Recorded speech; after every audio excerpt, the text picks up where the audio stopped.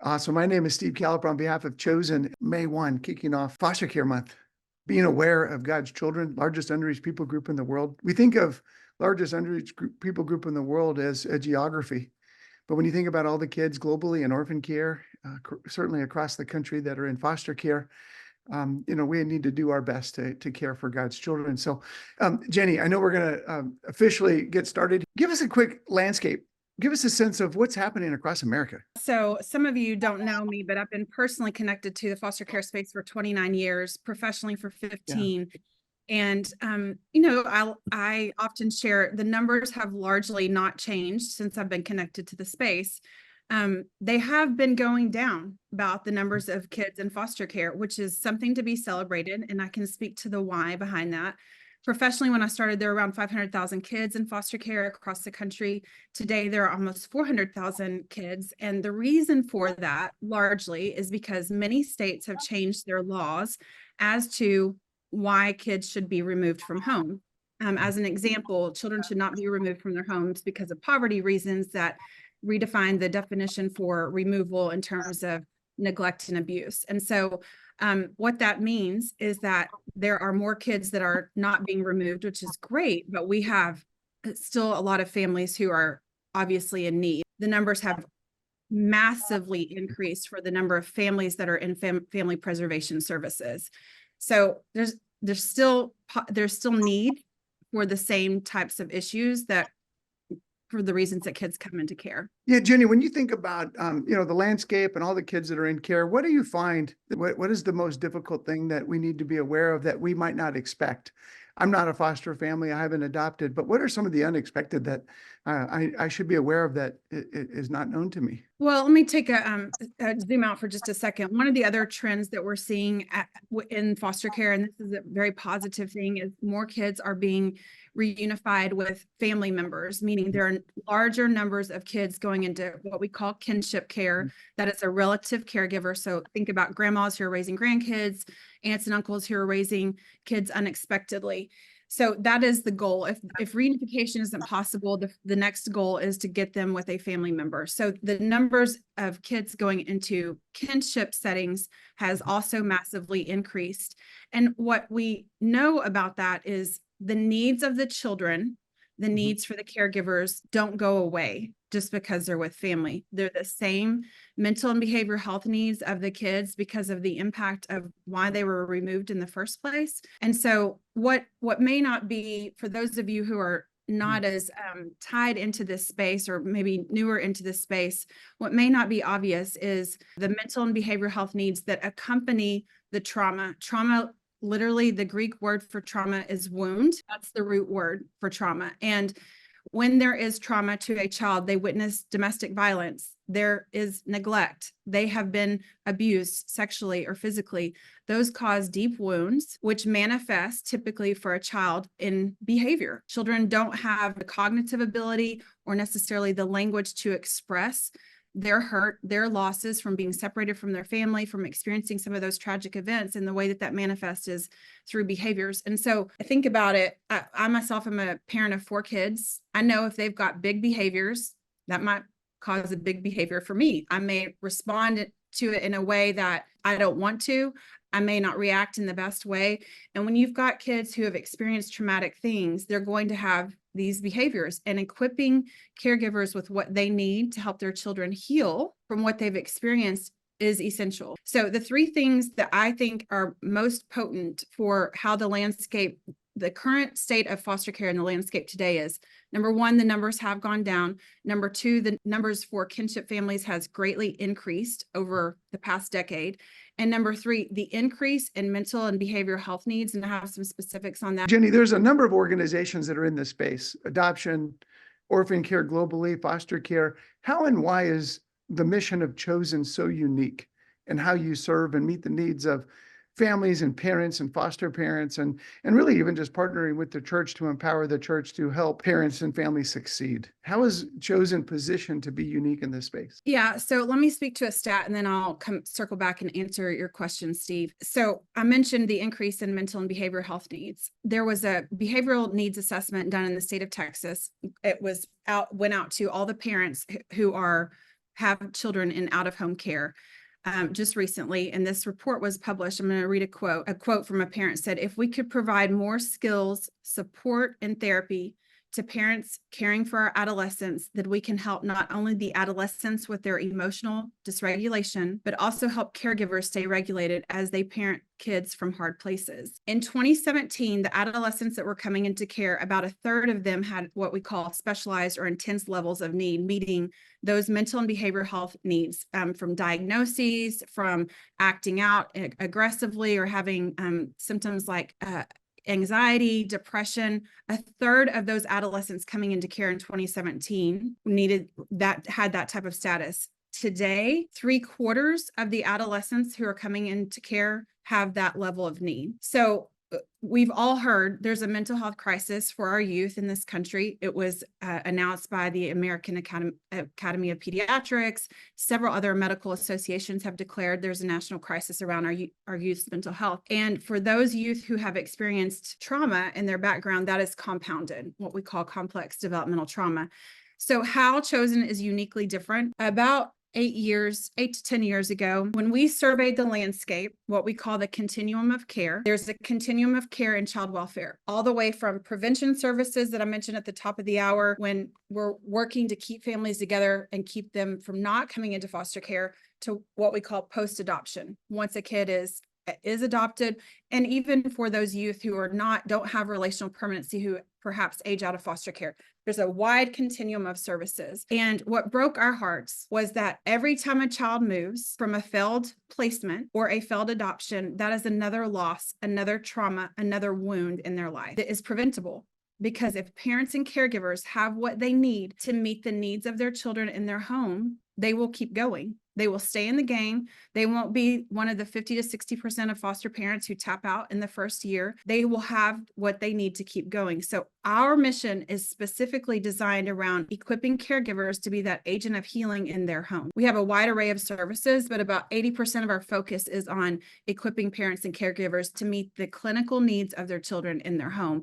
And that's through parent coaching, evidence-based tools that are trauma responsive, so that you're building healthy connection, healthy attachment, which is actually what rewires the brain and helps a kid heal. When you think about non-negotiable opportunities, and then you look at the landscape of America, certain states, there's a lane to really move the needle and to make a difference. Give us a sense of what's happening in a few of the states that I know that Chosen has a presence, where you feel like that there could be the needle moved to really make change and realize new change. And then if you could highlight a couple of states that you know that you need to have presence, but are very difficult for whatever reason. Yeah, so we have a national footprint with our telehealth model. We started in the San Antonio, Texas area, and that has expanded over time. And that expansion first, it's more strategic now, but it first came just through demand of people contacting us saying, "We've heard about your work with the Caliper family. Can you help us? We've tried everything." That telehealth model was developed for us in 2017, long before the pandemic, which really positioned us to grow through the pandemic. And what we have seen with the increase of mental and behavioral health needs, particularly of adolescents, is while the overall foster care numbers have gone down nationally, there is a growing trend for adolescents, particularly 14 to 17, 14 to 18, who do not have a place to go. So what we're seeing in Texas, Florida, Tennessee, South Carolina is kids who are in what we call an unlicensed placement. So places like hotels. Again, the numbers are dropping in Texas, thank God. But what we have developed is a program that is specific for those youth who do not have relational permanency right now. What that means is they don't have a home. There's not a foster parent signing up to take them in, and they might be sleeping in a hotel. They might be sleeping in a state office. They might be moving every single day to what we call a respite home because they don't have permanency. And what we know, what I just said about attachment is what heals the brain. It actually rewires. We want these kids who are at risk of aging out of care without a permanent place or a permanent family to have relational permanency. So we've developed a program that is specifically to build relationship with those youth and follow them wherever they go, so that they have at least one caring individual who is invested in their lives, who sees them, who says, "You're valuable, you have worth, your life has meaning, that your past is not your future and doesn't have to define you." So That is the largest singular need that we are seeing from states. Every state we go into, they're talking about, we have this group of youth who is in that category that I just described. There's no program, there's not consistent services for them. And frankly, it's caused massive issue in our country for these particular youth. So I would say the biggest opportunity, we have two, but this is one of them specifically, is to do something about this particular issue, because these youth become the adults who statistically their likelihood of being incarcerated on substance abuse or homeless by the time they're 21, if they age out of care in that kind of status, is very high. Well, it is the great opportunity. In fact, there's a campaign that I know that we've kicked around and we're excited to launch, and I'll let you kind of speak to it, but it's this desire to move the needle to see, 100,000 strong, 100,000 families and kids. And that really moves the needle. Jenny, kind of share the heart behind why is this so relevant? Making a difference in the lives of 100,000 kids and families is a game changer for our nation and this landscape of foster care. Yeah. So what I've encouraged my team with, so we designed this initiative called 100,000 Strong, Chosen for Children.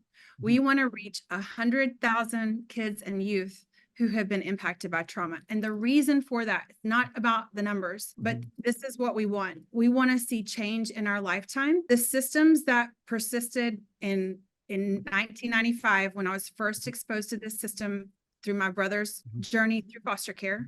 I have a brother who was adopted into our home through foster care. The issues that we saw in 1995 persist today, very pervasive, for the same reason kids don't have a place to go. They fall through the cracks.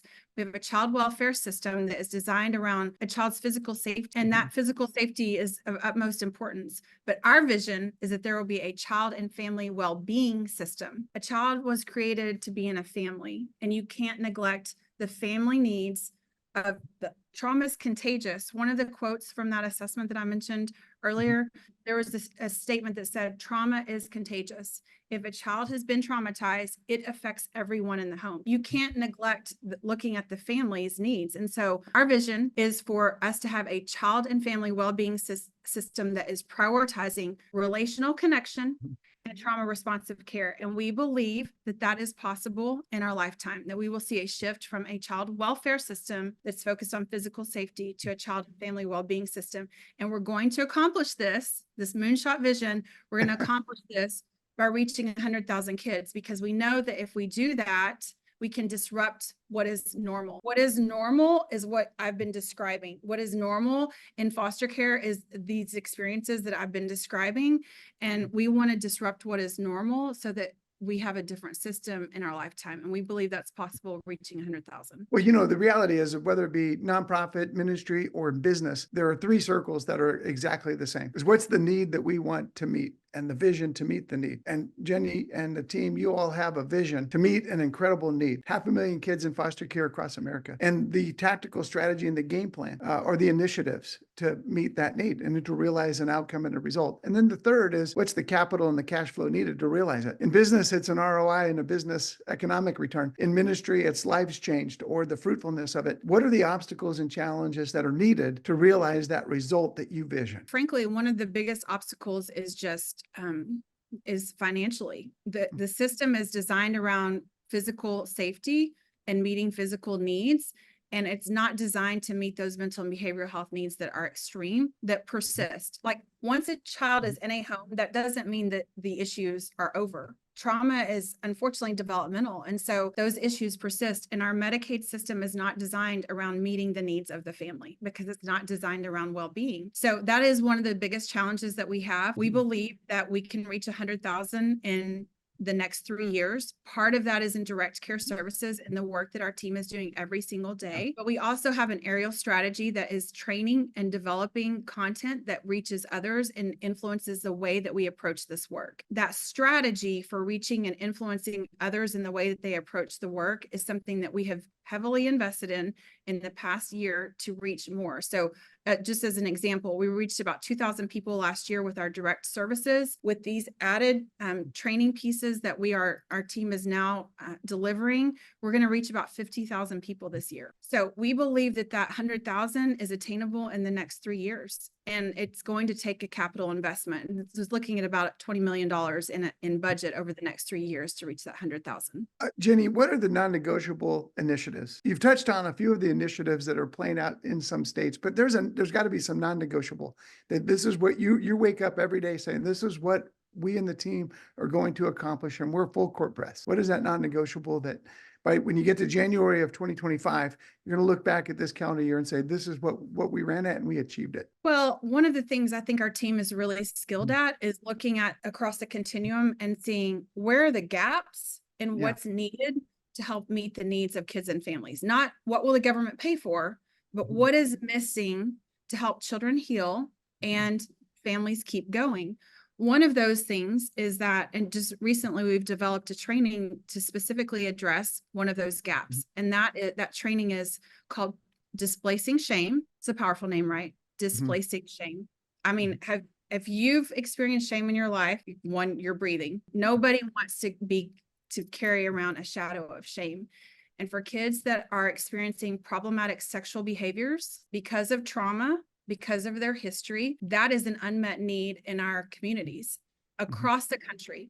And the reason that our team developed a training specifically to equip caregivers, licensed agencies, parents, faith-based communities, direct care workers with this training that addresses that specific need is because it's that issue, problematic sexual behaviors, is preventing kids from getting placement. It is causing placements to break down. It is causing residential facilities to reject kids to bring them in. So they are the ones that end up in a hotel, running away, getting trafficked, those sorts of things. And that need is so significant in our country. And there was not a training specifically, not on how to report problematic sexual behaviors, but on how to actually help a child heal from that, how to have appropriate body boundaries, how to equip caregivers with what's normal sexual development and what is abnormal.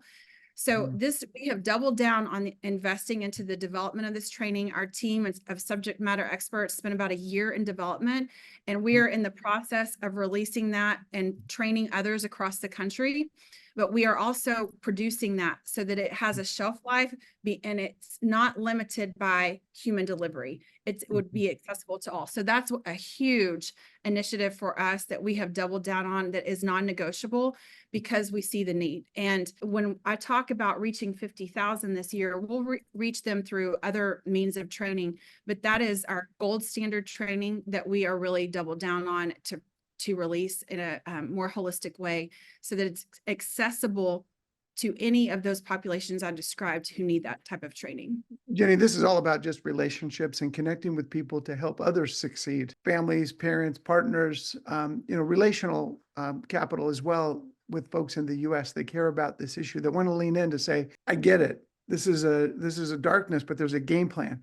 There's an organization like Chosen that's got a strategic game plan and some key initiatives to be able to move the needle. So here in the U.S., it's about relationships as well. We've got a gathering in Atlanta. We hosted a gathering recently in Houston. We're having some conversations with regard to Nashville, Dallas, Austin, number of gatherings between now and summer and even into the fall, an exciting opportunity.